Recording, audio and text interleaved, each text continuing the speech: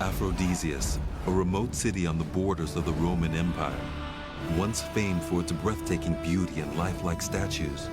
Today, it's almost forgotten, and yet its incredible state of preservation rivals Pompeii. Aphrodisias is one of the forgotten jewels of the Roman world, and coming here is like time travel. It was the most sacred shrine of Aphrodite, goddess of love, and pilgrims traveled hundreds of miles to come here. Among them was Julius Caesar, seeking the blessings of the goddess as he bid to become master of Rome. The city was caught up in the civil wars that convulsed Rome in the 1st century BC. Its ultimate savior was a freed slave whose extraordinary vision shaped the city we see today. You're just in awe when you walk around this site. Now, our investigators will use the latest archaeological research to recreate the city's most magnificent buildings. Its temples, its public monuments, its places of entertainment, and the lost tomb of its founding father. We will bring to life a Roman city as it was at its height, from the divine architecture of its most sacred shrines to the bloody spectacles enacted to satisfy its people. This is the lost world of Aphrodisias.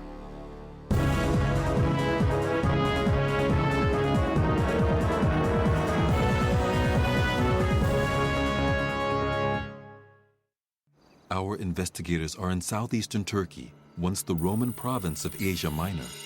They've come to Aphrodisias, a city which takes its name from its patron deity, Aphrodite, the Greek goddess of love. A city whose origins stretch back to 5000 BC, it became first a Greek, then later a Roman city. And this fusion of two great cultures, two styles, in time made Aphrodisias the flower of the Roman Empire. Eleanor Herman is a historian. She wants to find out what Aphrodisias looked like when it was one of the most famous, stylish, and beautiful cities of the classical world.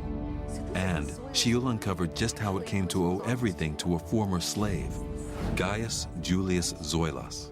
The most fascinating personage of Aphrodisias was Zoilus, a freed slave of Julius Caesar. He started from nothing and rose to great power and wealth. And I want to find out, how did he do that? Jesse Karp is a structural engineer. He wants to discover how this city was built to such an incredibly high standard. He'll learn the secrets of the Roman master builders. What I'm looking forward to seeing is how they built these massive structures, how they might have assembled the rock, taken it from literally a cliff face and brought it to the site, carved it, and constructed it.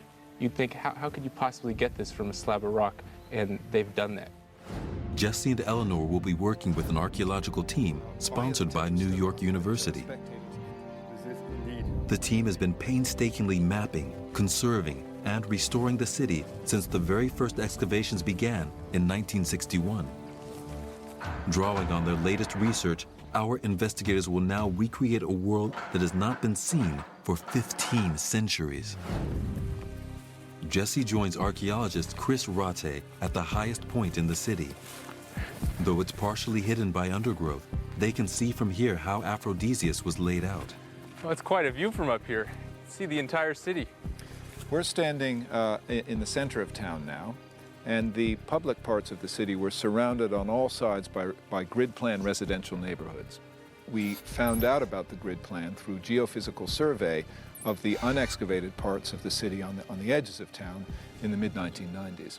Now, you say grid system. Isn't that very much a modern concept? It's actually an ancient Greek system for ensuring that the settlers of new towns all get equal plots of land. But it also provided here the framework for the monumental development of the center of town, which followed a century and a half after the founding of the city, with the initiative of Zoilos, who paid for the construction of the first monumental public squares and the like.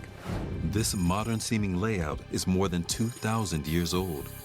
It suggests centralized planning and organization. But how could a freed slave like Zoilos rise to such prominence and attain such wealth that he could redesign his home city? Eleanor wants to find out. Slavery had always been an important part of the ancient Roman economy, but what many of us don't know is that there were all different kinds of slaves. If you were really unlucky, you might be a Roman galley slave rowing in a Roman ship of war, and your life expectancy might be a few months. You could volunteer to become a gladiator and fight combats in the arena. In that case, if you survived, you might get your freedom. Freed gladiators were celebrities, some of the most famous men in the Roman world. But for educated slaves, there was another route to freedom, and it was this path that Zoilos took. By hard work and loyal service, a slave could achieve a position of authority and influence in his master's household, and eventually earn his freedom.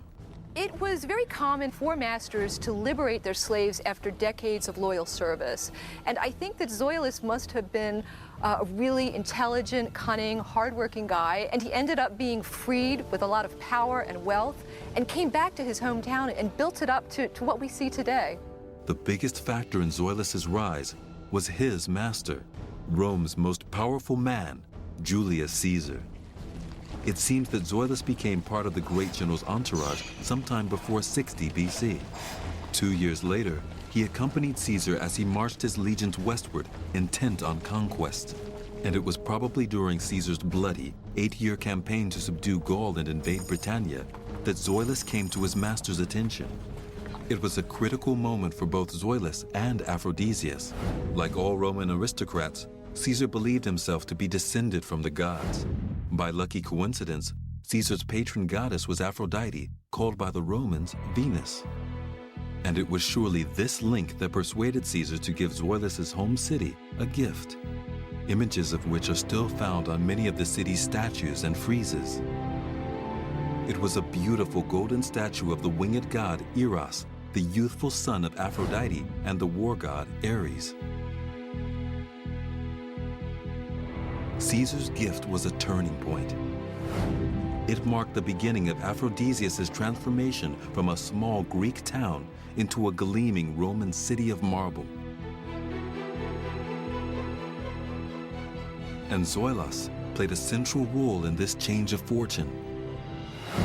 It's taken decades of work for the New York University team based at the site to piece his life story together. Fortunately, major evidence has survived. The remains of a beautifully carved frieze believed to have once adorned Zoilos's tomb. Heather Turnbow-Awan, an expert on the tombs of the city, now helps Eleanor decode what the frieze says about Zoilos's life. A very high-quality relief sculpture. Here we have Zoilos. On his left is Andrea. You can see the name inscribed. This is a personification of bravery and military valor, and as you can see, she's handing Zoilos this shield. On the other side is a figure called Time, which means honor, and she represents the honors and wealth that he has attained. So what about these figures down here? This is Demos, the people, and on the other side is Polis, the city. So this represents the voyage back from Rome to Aphrodisias when he returned to his hometown full of wealth and power, and he is received and given honors by the people in the city. The frieze represents Zoilos's many sides: warrior, benefactor, diplomat, and leader. The archaeologists believe the frieze was one of 4, each occupying a side of the base of a large mausoleum. Its elegant 3-story structure would have had a 15-foot square chamber at its base and been topped by columns supporting a pyramidal roof. It served to remind the city of both the man and the debt he was owed.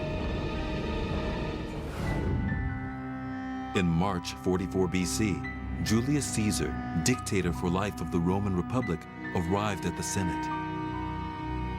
Almost immediately, he was struck down by a group of disaffected senators. The Roman world was plunged into chaos. Different political factions struggled for control. Taking advantage of Rome's squabbling leaders, its greatest rival, the Parthian Empire, attacked from the east. Aphrodisias was thrust into the front line of a major conflict. Zoilos, Julius Caesar's loyal slave, was now freed by Octavian, Caesar's chosen heir. He was sent home to lead the defense of the city. Zoilus seems to have come from Aphrodisias, and he returned here with wealth, with power, and helped defend the city. He was responsible for them allying themselves to Octavian. After a triumphant defense in 39 BC, the Parthians were driven out of Asia Minor. And the victory marked a turning point for both Aphrodisias and Zoilus. To celebrate its courage and loyalty, Octavian rewarded Aphrodisias by declaring it a free city. That meant it was exempt from Roman taxes. The funds that this freed up were channeled by Zoilus into a massive construction program. Our investigators now examine the Roman temple complex, begun towards the end of the 1st century BC. It came to symbolize Aphrodisias' newfound wealth and pride. So this is just the entranceway. Yep, this is what we call a propylon, which is the Greek word for a gateway in front of something. Okay. And it was a covered structure with a timber roof spanning the space between this set of columns and that set of columns over there. And the temple is beyond. The sanctuary proper is what we enter into when we pass through this gateway. But as Jesse discovers, in the early 6th century AD, the original pagan temple was converted into a Christian cathedral. So we're entering the temple of Aphrodite. We're coming into the temple, but the building as it survives is in fact the temple after it had been turned into a Christian cathedral in about AD 500.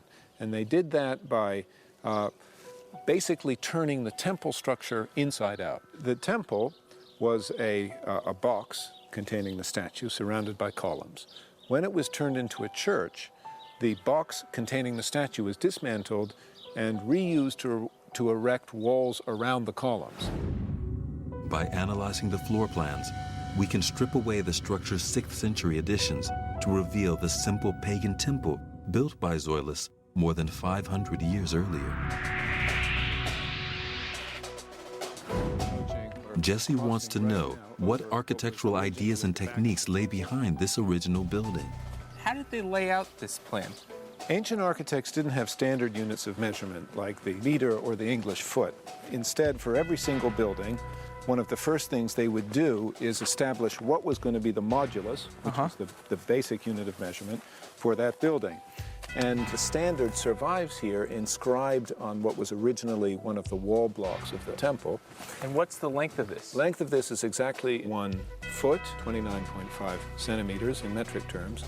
And that unit of measurement is found in all of the significant dimensions of the temple and throughout the city plan. So if we walked around the site, we'd find multiples of this measurement everywhere on site. Everywhere. The modulus ensured that the temple's separate building blocks all conformed to the same standards. The techniques used would be familiar to any modern builder. What kind of technology would they have used to move these large chunks of marble around? They had pretty much the same technology that builders have today in terms of block and tackle, scaffolding cranes, the difference being, of course, that they weren't mechanized. Columns were the central feature of both the pagan temple and the later Christian cathedral.